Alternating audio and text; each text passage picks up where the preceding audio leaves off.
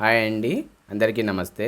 ఈరోజు మనం ఈ వీడియోలో మంచి రుచికరంగా గోంగూర పచ్చడి తయారు చేసుకుందాము. వేడివేడి అన్నంలకైనా లేకుంటే పలసటి పప్పు ఉంటుంది కదా, దాంట్లోకైనా ఈ గోంగూర పచ్చడి వేసుకుని తింటే టేస్ట్ మామూలుగా ఉండదు, పుల్ల పుల్ల కమ్మగా ఉంటుంది. మీరు కూడా ఒకసారి మీ ఇంట్లో ఈ గోంగూర పచ్చడి తయారు చేసుకొని చూడుర్రి. ఇక ఈ వీడియో నచ్చితే లైక్ చేయిర్రి, షేర్ చేయిర్రి, కామెంట్ చేయిర్రి. అట్లనే మా ఛానల్ సబ్స్క్రైబ్ చేసుకొని పక్కకున్న బెల్ బటన్ కొట్టుర్రి. ఇక ఈ గోంగూర పచ్చడి తయారు చేయడానికి నేను ఇక్కడ ఒక అరకిలో గోంగూరను తీసుకునే గోంగూరను ఆకులన్నీ తెంపేసుకొని ఈ ఆకులను నీళ్ళతో మంచి శుభ్రంగా కడిగి ఈ గోంగూర ఆకులను పక్కకు పెట్టుకోవాలి. ఇక ఇప్పుడు స్టవ్ మీద ఒక కడాయి పెట్టుకొని దీంట్లో ఒక 2-3 చెంచాల నూనె వేసుకోవాలి.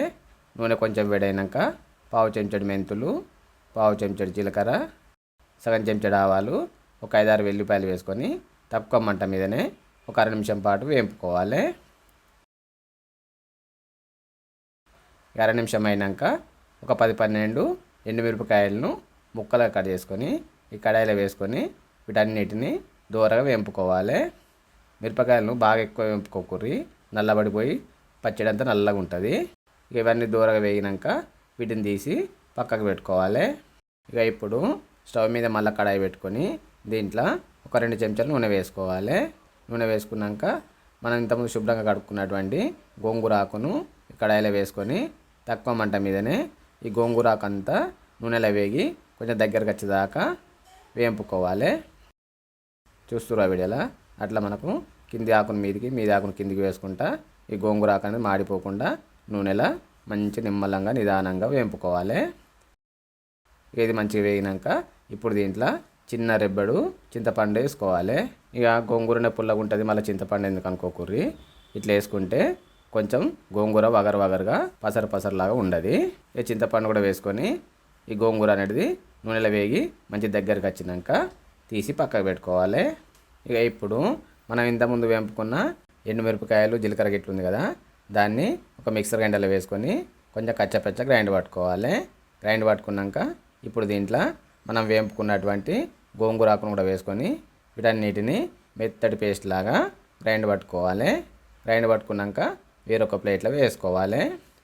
ఈ గోంగూర పచ్చడి కొంచెం పుల్లగా ఎక్కువ ఉంటుంది, దీంట్లో ఉప్పు కారం అనేది బాగా ఎక్కువనే పడుతుంది.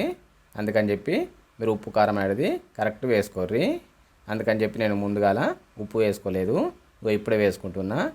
ఉప్పును చూసుకుంటా వేసుకోవాలి, అప్పుడే మనకు గోంగూర పచ్చడి అనేది మంచి టేస్ట్గా ఉంటుంది.